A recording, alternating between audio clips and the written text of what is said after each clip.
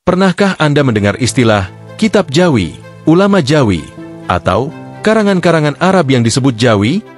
Tahukah Anda bahwa istilah Jawi ternyata bukan merujuk pada suku Jawa semata, tetapi mencakup lebih luas, mencakup seluruh dunia Melayu Nusantara, bahkan menjadi identitas istimewa yang dihormati dalam dunia Islam abad pertengahan. Mari kita menyusuri sejarah panjang dan mendalam dari istilah ini. Mengapa karya-karya berbahasa Arab yang ditulis oleh orang Nusantara disebut karangan Jawi? Siapa yang pertama menyebutnya demikian? Dan apa makna budaya dan peradaban di balik sebutan ini? Secara harfiah, kata Jawi berasal dari istilah Arab Al-Jawi, yang oleh para ulama Timur Tengah digunakan untuk menyebut wilayah di sebelah timur India, yaitu wilayah yang kini kita kenal sebagai Nusantara, meliputi Indonesia, Malaysia, Brunei, sebagian Thailand Selatan, Filipina Selatan, hingga Champa di Vietnam. Di mata dunia Islam, terutama para ulama Mekah dan Madinah sejak abad ke-15, wilayah ini dikenal sebagai Tanah Jawi atau Bild Al-Juyah. Jadi, bukan hanya Pulau Jawa, melainkan keseluruhan wilayah dunia Melayu yang dikenal karena kesalehan, semangat belajar, dan keberagaman Islam yang tumbuh pesat di sana. Pada abad ke-16 hingga ke-19, ketika banyak santri dan ulama dari Nusantara pergi menuntut ilmu ke Mekah, Madinah, dan Hadramaut, mereka dikenal di sana sebagai Al-Jawi. Julukan ini menjadi identitas tersendiri dan sangat dihormati. Ulama-ulama ini tidak hanya belajar, tapi juga menulis, mengajar, bahkan menjadi guru besar di Haramain. Beberapa dari mereka menulis kitab dalam bahasa Arab, namun tetap membawa perspektif budaya dan pemahaman dari dunia Melayu. Kitab-kitab mereka, meskipun berbahasa Arab, seringkali menggunakan pendekatan khas Jawi seperti contoh, menggunakan istilah lokal, membahas masalah fikih yang terjadi di dunia Melayu, atau menjelaskan akidah dan tasawuf dengan gaya dan perumpamaan yang bisa dipahami masyarakat Nusantara. Karena itu, kitab-kitab tersebut disebut sebagai karangan Jawi, artinya, karangan yang berasal dari tangan dan pemikiran ulama-ulama Jawi, walaupun berbahasa Arab.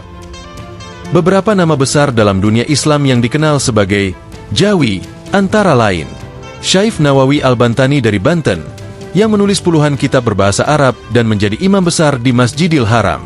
Syekh Ahmad Hatib Al-Minangkabawi dari Minangkabau, yang juga menjadi mufti Madzhab Syafi'i di Mekah. Syekh Yusuf Al-Makassari dari Sulawesi, yang menyebarkan Islam hingga ke Afrika Selatan. Mereka menulis kitab-kitab dalam bahasa Arab, tetapi ketika disebutkan dalam bibliografi atau oleh murid-muridnya, mereka disebut sebagai ulama Jawi, dan karya mereka disebut karangan Jawi. Selain dalam bahasa Arab, banyak juga karya-karya keislaman ditulis dalam aksara Arab namun dalam bahasa Melayu, yang kemudian dikenal dengan tulisan Jawi. Tulisan Jawi bukanlah bahasa, melainkan sistem aksara, yaitu penggunaan huruf Arab untuk menulis bahasa Melayu. Ini menjadi medium penting dalam penyebaran Islam, pendidikan pesantren, dan bahkan urusan kerajaan di dunia Melayu. Dengan sistem tulisan ini, kitab-kitab fiqh, akidah, tafsir, hingga hikayat-hikayat Islam tersebar luas di kampung-kampung dan pesantren Nusantara. Hari ini, istilah Jawi masih kita temukan, terutama di Malaysia dan Brunei, di mana tulisan Jawi diajarkan di sekolah.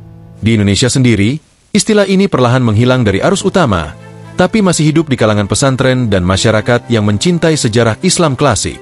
Namun yang paling penting, istilah karangan Jawi adalah simbol kebanggaan bahwa ulama-ulama Nusantara dahulu mampu berdiri sejajar dengan ulama Timur Tengah.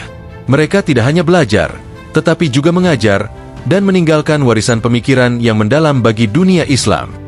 Istilah Jawi sangat berkaitan erat dengan Sumatera, dan ini merupakan bagian penting dalam sejarah penyebaran Islam serta perkembangan keilmuan di dunia Melayu Nusantara.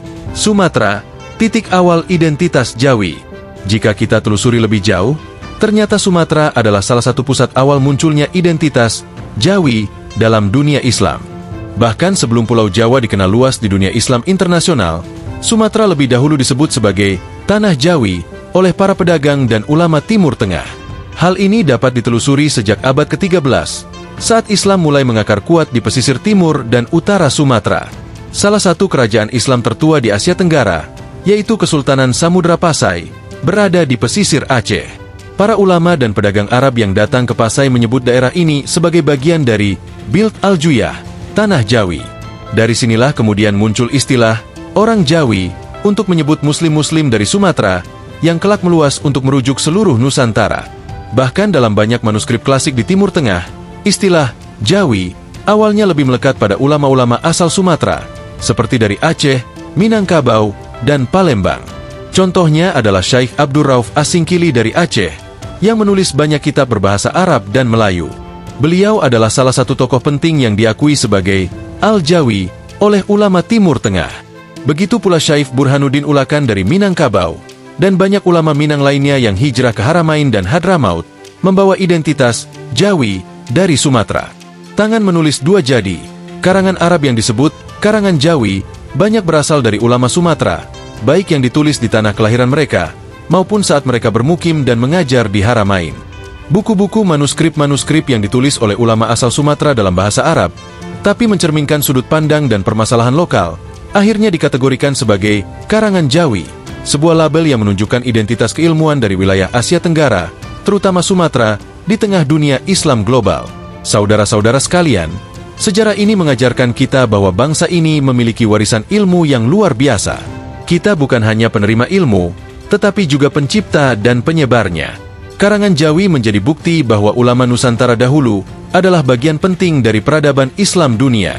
Kini, tugas kita adalah menjaga, mempelajari, dan meneruskan warisan itu, agar istilah Jawi tidak hanya menjadi nama masa lalu, tapi kembali menjadi cahaya peradaban yang menerangi masa depan.